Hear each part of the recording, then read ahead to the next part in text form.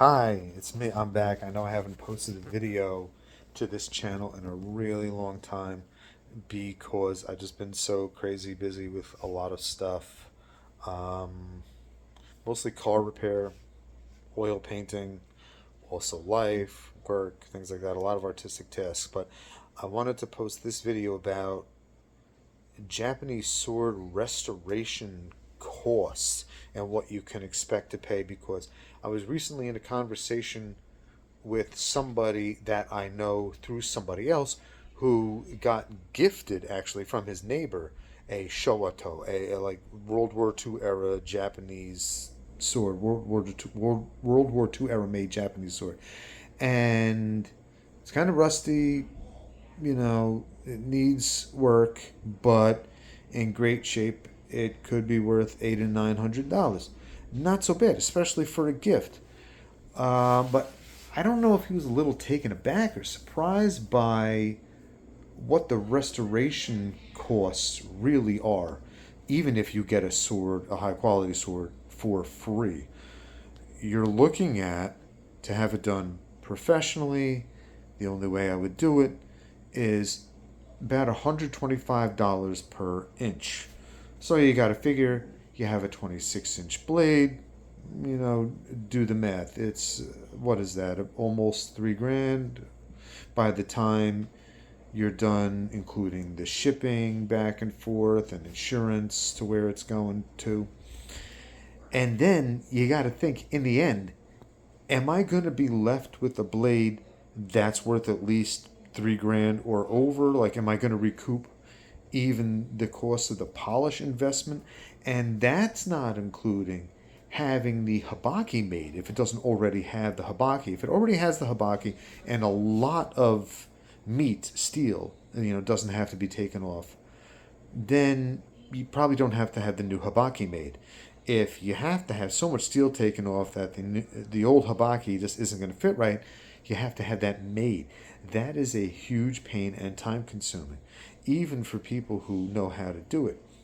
And that's like another $400 or $500 for the habaki, and then you don't want to put that polished blade back into whatever old scabbard you had or old liner, because you're going to put a freshly polished blade back into something where it's going to get scuffed up and dirty. So even having the Shirasaya, the resting saya made, the cheapest that I've heard of is like $500. So all right, we're up to, you got to figure we're up to like $4,000 so far for this restoration project, not including the habaki. If you have the habaki, all right, we're up to $4,500 to have this blade restored.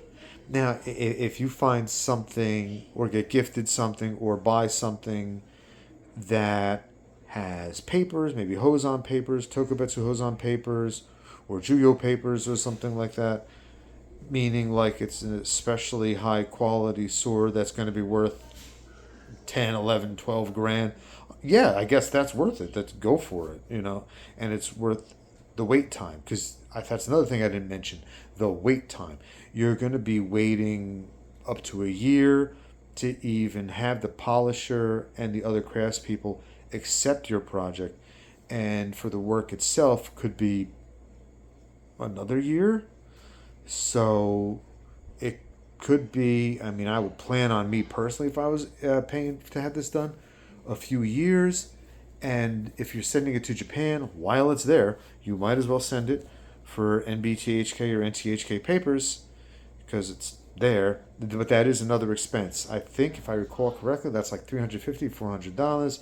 So what we're close to with all the services, we're close to $5,000 now. Like I said, again, that's the way to have it done right.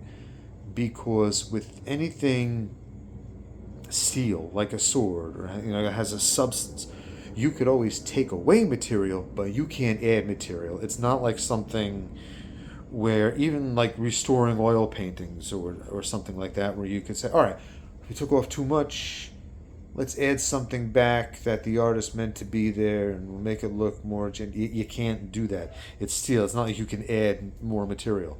So That's why the polisher charges what they do, because they're going to make it look like it's seamless.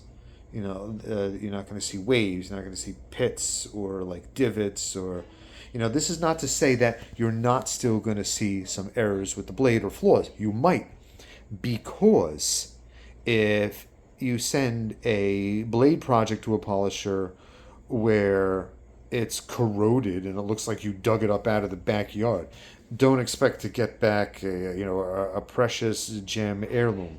You're going to get back something that looks like, okay, they did their best. It might still look pretty impressive, but it's not going to look nearly as good as something that was in good shape when it was sent to them to begin with. So that's really the summation of this video. I'll point out more parts and areas when I have an example ready for restoration, but I hope this helped to clear up some expectations that you all might have as to what the cost of restoration actually is. All right, thank you. Bye-bye.